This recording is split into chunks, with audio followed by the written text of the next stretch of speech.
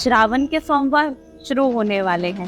22 जुलाई से श्रावण के सोमवार शुरू होकर 19 अगस्त से रक्षाबंधन पूर्णमासी तक चलेंगे। तो आइए जान लेते हैं इस वर्ष क्या करें खास श्रावण के सोमवार में और भोलेनाथ गौरी शंकर भगवान कितनी कृपा बरसाने वाले हैं हम सबके ऊपर। Welcome to astro Vanisha. इस साल जब 22 जुलाई से श्रावण के सोमवार शुरू होंगे, वैसे तो हम हर साल इस सोमवार का व्रत रखते हैं। श्रावण के सोमवार का महत्व अत्यंत ही ज्यादा है क्योंकि ये पवित्र महीना गौरी शंकर भगवान को अत्यंत ही प्रिय है। तो ऐसे में कहा जाता है और सोमवार उनका दिन भी है। तो जब सोमवार के व्रत रखते हैं तो भगवान शंकर जी अत्यंत जल्दी ही प्रसन्न होकर आपको मनवांछित फल देते हैं। तो कैसे करें पूजा, क्या विशेष सावधानी बरतें? पहली बात, श्रावण के सोमवार का व्रत फलाहार से ही किया जाता है। कुछ लोग नमक का खा लेते हैं, पर जैसा जिसके यहाँ विधान है वो वैसा कर सकता है। किंतु कहा जाता है कि फलाहार से किया गया व्रत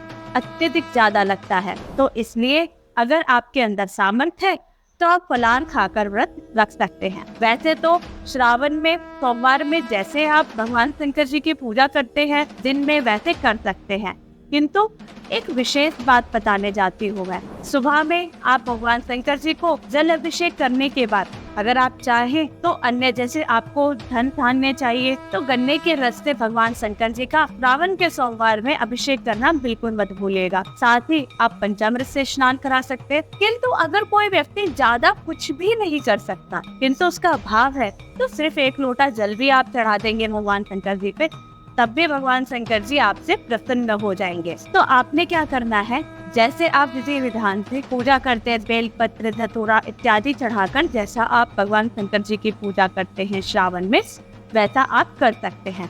उसके बाद अब आ जाते हैं शाम को। शाम के समय आपने क्या करना है, अब की बात श्रावण के सोमवार में शाम के समय 2 आटे के दीपक जरूर बना लेने हैं। 2 इसलिए बोल रही हूँ, अगर आप पति पत्नी व्रत रख रहे हैं तो एक आप अपना बनाइए, एक पतिदेव के नाम से बनाइए। अगर दोनों नहीं भी रख रहे हैं तब भी आप 2 ही बनाइए। अगर एक व्यक्ति भी मंदिर जा रहा है तो वो दोनों के नाम से लेकर चला जाए। तो आपने 2 आटे के दीपक लगा लेने हैं, उसमें पंचबत्ती लगानी है, वो भी खड़ी हुई बत्ती। लगाने के बाद में आप उसमें अपने जो पूजा की थाली रहती है उसमें थोड़े से चावल रख लीजिए, मौली रख लीजिए जिसे कलावा बोलते हैं, रोली रख लीजिए और चंदन रख लीजिए और कुछ प्रसाद रख लीजिए। अगर आप व्रत खोलने के लिए खीर इत्यादि बनाते हैं तो आप वो भी रख सकते हैं। रखने के बाद में आप मंदिर में जाकर सबसे पहले भगवान शंकर जी का शाम के समय श्रृंगार होता है, उनका श्रृंगार करिए, फूल इत्यादि चढ़ाइए, उनको चंदन लगाइए और अन्य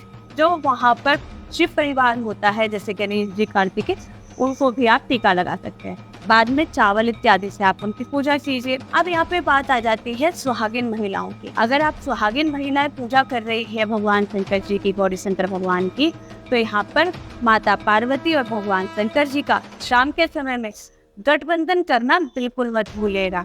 कलावे से माता पार्वती और भगवान शंकर जी का गठबंधन कीजिए। गठबंधन करने के बाद में माता पार्वती जी के मांग में सिंदूर भी आप बड़ा सा लगा देते। लगाने के बाद में आप जैसे पूजा करते हैं, जिसका जैसा विधान है, अगर आप चालीसा पढ़ते हैं तो चालीसा पढ़िए। ओम नमः शिवाय का जप करते हुए ये सारा विधान आपने करना है। ये सर्वश्रेष्ठ और प्राचीन मंत्र है ओम नमः शिवाय।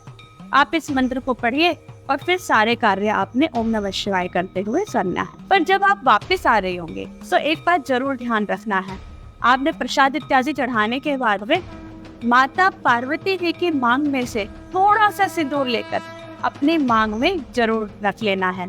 क्यों?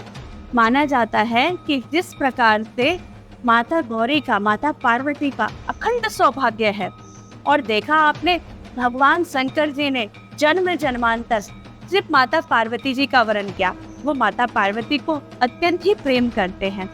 तो ऐसे ही हमारा ग्रस्त जीवन खुशहाल रहे, आनंद में रहे, हमारे जो पति है वो दीर्घायु रहे, ऐसी कामना करते हुए तथा सुहागन और अखंड सौभाग्य की हमें प्राप्ति हो, तो सुहागिन महिलाएं और मांग का सिंदूर थोड़ा सा ब्लेसिंग्स के रूप में, आशीर्वाद के रूप में लेकर माता पार्वती के उस मांग में से हल्का सा अपनी मांग में जरूर लगा दीजिए।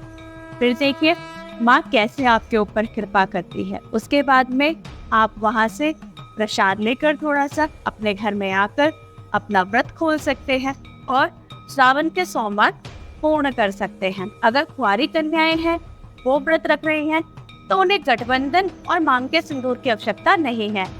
किंतु सुहागिन महिलाएं अगर श्रृंगार भी कोई करती हैं श्रावण के सोमवार में, चाहे वो हरी चूड़ियां लेकर आती है, चाहे माता की चुन्नी लेकर आती है, तो आप किसी भी सोमवार को या शिवरात्रि वाले दिन, अगर आप हर सोमवार भी नहीं कर सकते तो शिवरात्रि वाले दिन आपने क्या करना है, माता पार्वती को श्रृंगार अवश्य ही चढ़ाना है। और श्रृंगार चढ़ाने के बाद में आशीर्वाद के तौर से पुजारी जी से या पंडित जी से वहां से कुछ चीजें श्रृंगार की लेकर उनका इस्तेमाल कीजिए। वैसे तो जब भी कभी आप कोई नई चीज इस्तेमाल करती है श्रृंगार की सुहागिन महिलाएं, तो आप माता पार्वती जी को, चाहे वो चूड़ी हो, बिंदी हो, श्रृंगार से किसी भी प्रकार का सामान, सिंदूर हो, बिछिया हो, सबसे पहले आप माता पार्वती जी को अर्पित करके फिर जाके उन्हें धारण कर सकते हैं। इसी के साथ जय श्री राम। वीडियो अच्छी लगी हो तो वीडियो को लाइक और चैनल को सब्सक्राइब करना बिल्कुल मत भूलिएगा। कमेंट में जय मां पार्वती जरूर लिखिएगा।